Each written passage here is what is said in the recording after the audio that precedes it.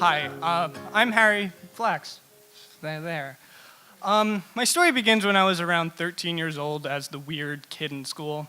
You know, the kid who would sit in the corner and relive his favorite science fiction movies a bit too realistically. And not to say the least, I was ignored and basically didn't have that many friends, except my two parents. And you know, my two parents were the people that I looked up to the most. They were the altruistic beings that just gave to their two sons. And I fell in love with that sort of bond that we had. Like me and my dad would play pranks on my mom. Like my dad would tell her that I ran away and she would cry.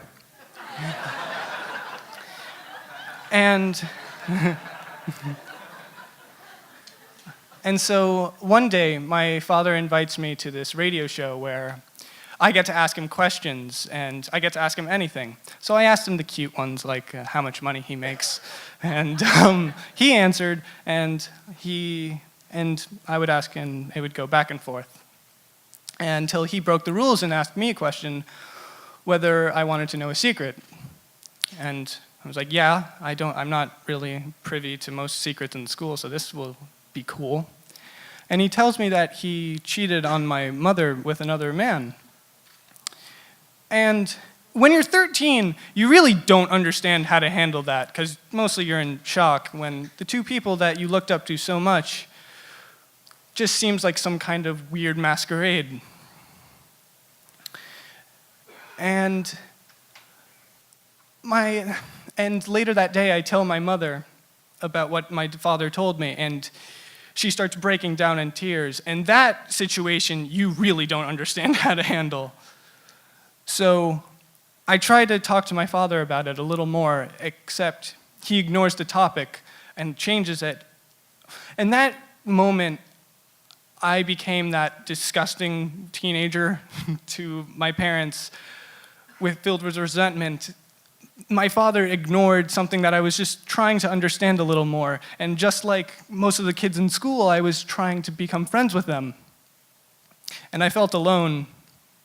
And I held on to that until I was around 18 and I moved to Philadelphia. It was for 2 days. I was in my room and I was alone, and I never felt more alone in my life. And I started crying and just realizing that I should try to make amends.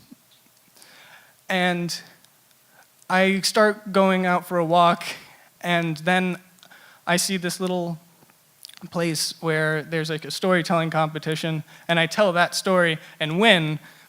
And then I go back home and I talk to my parents, and they're like, "How's Philadelphia so far?" And I was like, I wanted $100 telling the story of that awful time.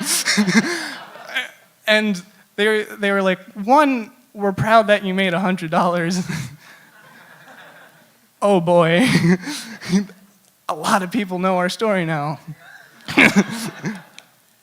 And I bring my parents out to dinner. I did. And I talk about it. And I slowly start to understand why and how my father had his own father figure role, and when he died, a part of him was lost.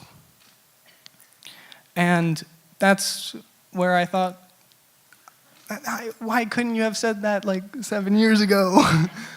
And the story sort of ends where I made amends with my parents using my words. And that felt so powerful. Being a person who rarely talks to anyone, and the few times that I use my words, I can meld an even tighter bond with my parents than ever before.